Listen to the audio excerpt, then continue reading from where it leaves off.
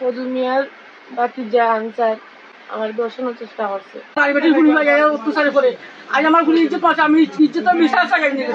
খুব হুমকি দেওয়া যে আমার মারবো কাটবো এই করবো সেই করবো, তারা সমাধানে যাইতো।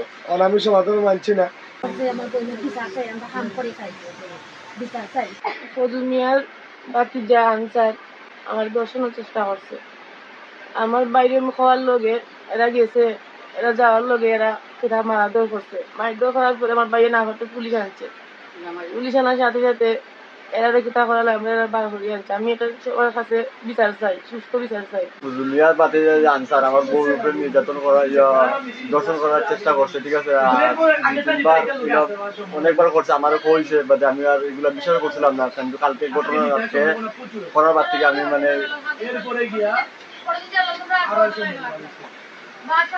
তো দেশবাসীর কাছে আমি সুস্থ বিচার চাইলাম। আর আমার বলছে যে কামগুলো হয়েছে, ঠিক আছে, আমি অল জাহাঙ্গীরনগর দেশবাসীর কাছে আমি সুস্থ বিচার চাইলাম যে আমার বলছে যে এগুলো হয়েছে। আমারও তো একটা জানার নিরাপত্তা আছে। আর আমার খুব হুমকি দেওয়া যে আমার মারবো কাটবো এই করবো সেই করবো। কালকে এই ঘটনা শোনা বাদে আমার বোনে ফোন দেওয়া নাই, শোনা বাদে আমি গেলাম গিয়ে মই মুরগি টুকাইলাম। টুকানি বাদে তারা সমাধানে যাইতো। আমি সমাধান মানছি না।